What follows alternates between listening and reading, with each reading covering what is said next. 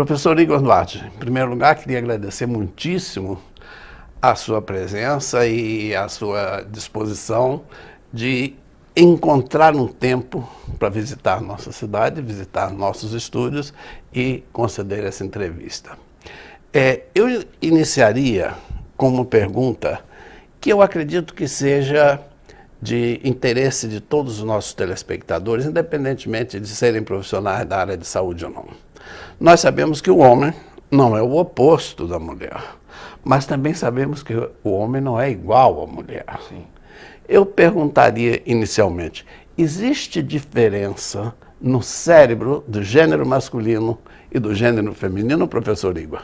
Doutor, primeiramente eu quero agradecer a oportunidade de estar aqui, né, de retornar a Campos, que é uma cidade muito agradável.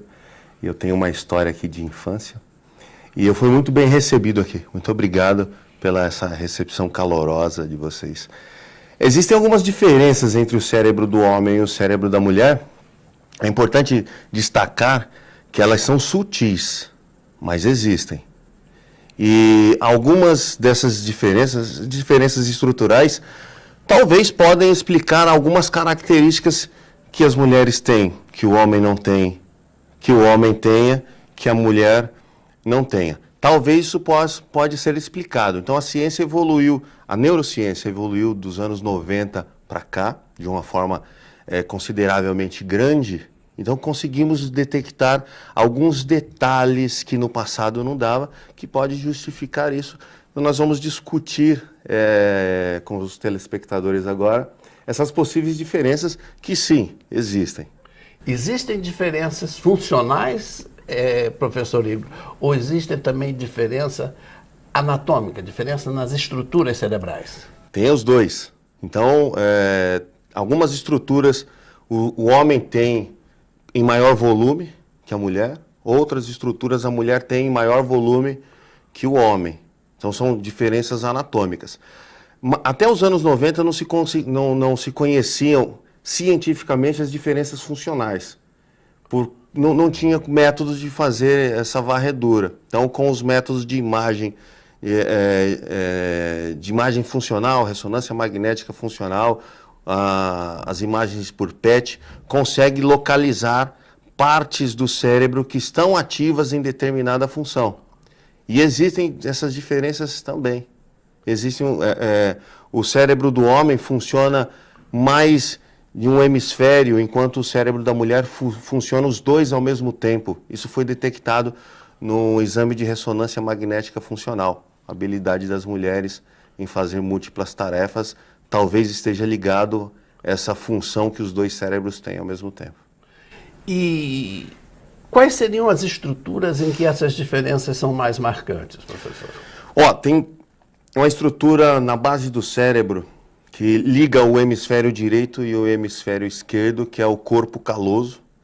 Existem alguns estudos que afirmam que a menina não nasce com o corpo caloso maior que o homem, que o menino.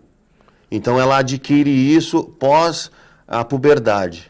Agora existem estudos que afirmam que existe essa diferença já dentro do útero da mãe. Então a menina já nasce com o corpo caloso mais denso do que o menino. Então esse é um ponto interessante. O corpo caloso é uma estrutura que pode justificar algumas habilidades da mulher. Agora, no homem, por exemplo, destaca-se as amígdalas.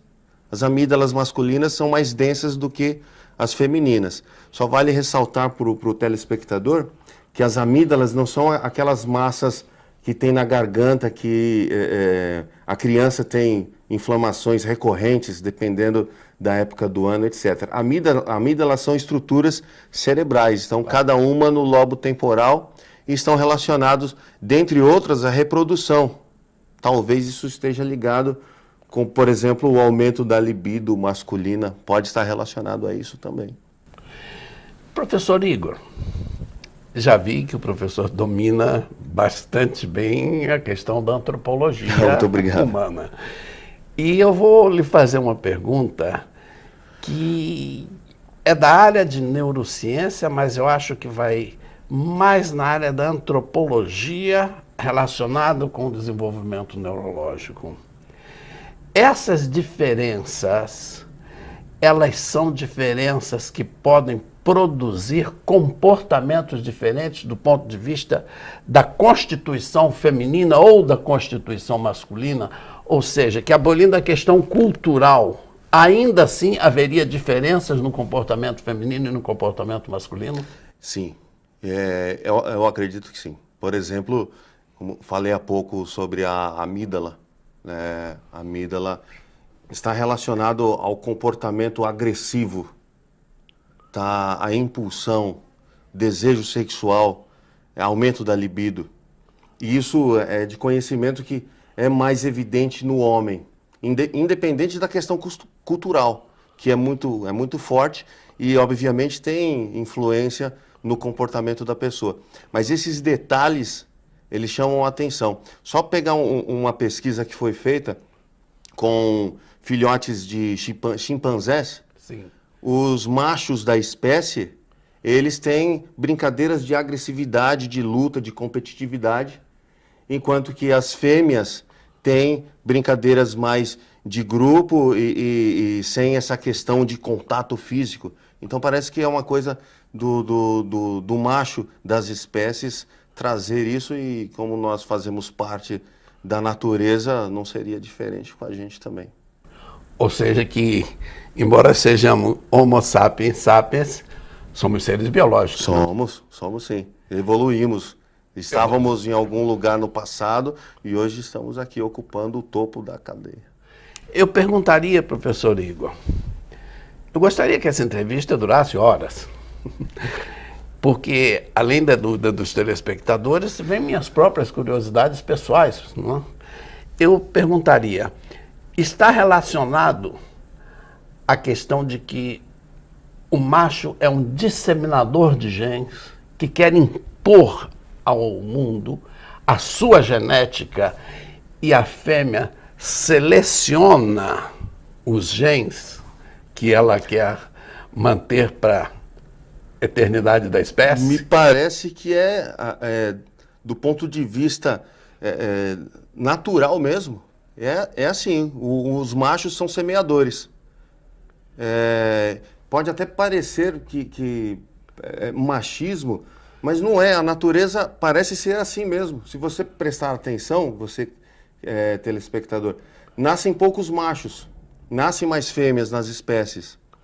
E os machos conseguem dar conta de semear várias fêmeas, pode pegar qualquer espécie, aí o leão, por exemplo, ele consegue fertilizar várias fêmeas e ter os seus genes perpetuando para a posteridade. E chegam ao extremo de matar os filhotes, filhos de outros machos, para eliminar a perpetuação de outra genética que não seja a sua. Do outro, exatamente. Então, parece que o leão funciona dessa forma, a natureza dele. Se não for, se eu não tiver certeza que aquele é o meu descendente, é melhor matá-lo. Terminamos aqui o nosso primeiro bloco, encantados com as apreciações feitas pelo professor Igor Duarte, e retornamos em seguida. Fique conosco, Mais Saúde, o programa de saúde da Terceira Via.